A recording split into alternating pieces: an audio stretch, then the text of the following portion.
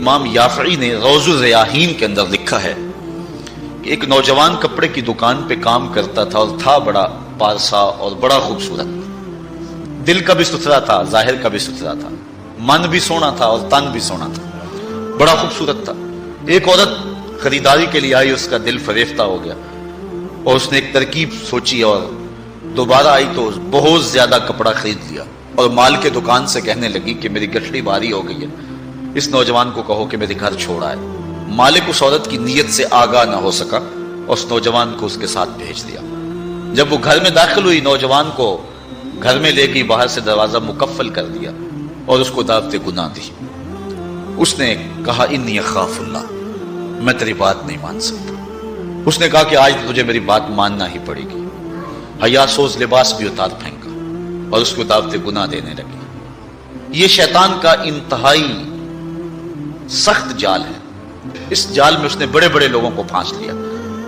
اب اس نوجوان کو وہ ورغلاتی ہے، کوشش کرتی ہے، لیکن نوجوان ہے کہ اپنی نظروں پر پہرے بٹھائے، آنکھیں بند کر لیتا۔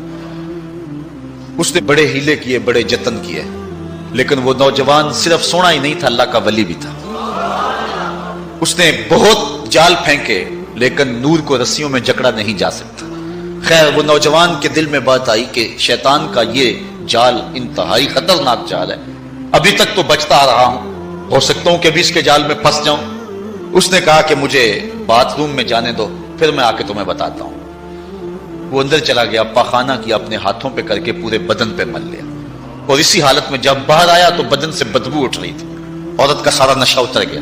دروازہ کھول دیا اس نے، کہا چلا جا، تو کوئی دیوانہ اور مجنون شخص ہے۔ جب وہ دروازے سے باہر نکل رہا تھا، دل ہی دل میں اللہ کا شکر ادا کر رہا تھا، مالک میرا تن گندا ہو گیا، من تو ستھرا رہا۔ کائنات کا سب سے حسین چہرہ وہ ہے جو جنسی کالک سے محفوظ رہے۔ امام یافعی لکھتے ہیں کہ باہر پھر ایک چشمہ تھا، وہاں جا کے اس نے غسل کیا، اور جب تک وہ زندہ رہا اس کے جسم سے مشک و عنبر کی خوشبو آتی رہی۔ اب جب وہ فوت ہو گیا، لوگوں نے دفن کر دیا، یہ خوشبو اس کی قبر کی مٹی سے بھی آیا کرتی تھی۔ یہ اعزاز دیا اللہ نے اس کو، یہ تکریم دی۔ بعض روایت میں اس کا نام مغیرہ بتایا گیا ہے کہ لوگوں نے اس کا نام مغیرہ مشکی رکھ دیا کہ وہ مغیرہ جس کے بدن سے خوشبو آتی۔ تو فرمایا وہ شخص جس کو کسی عورت نے دعوت گناہ دی اور اس نے یہ کہہ کے قدموں میں بچھتے ہوئے حسن کی پیشکش کو ٹھکرا دیا، فرمایا کل قیامت کے دن جب کوئی سایہ نہیں ہوگا، اللہ اس جوان کو اپنی عرش کا ٹھنڈا سایہ نصیب فرمائے۔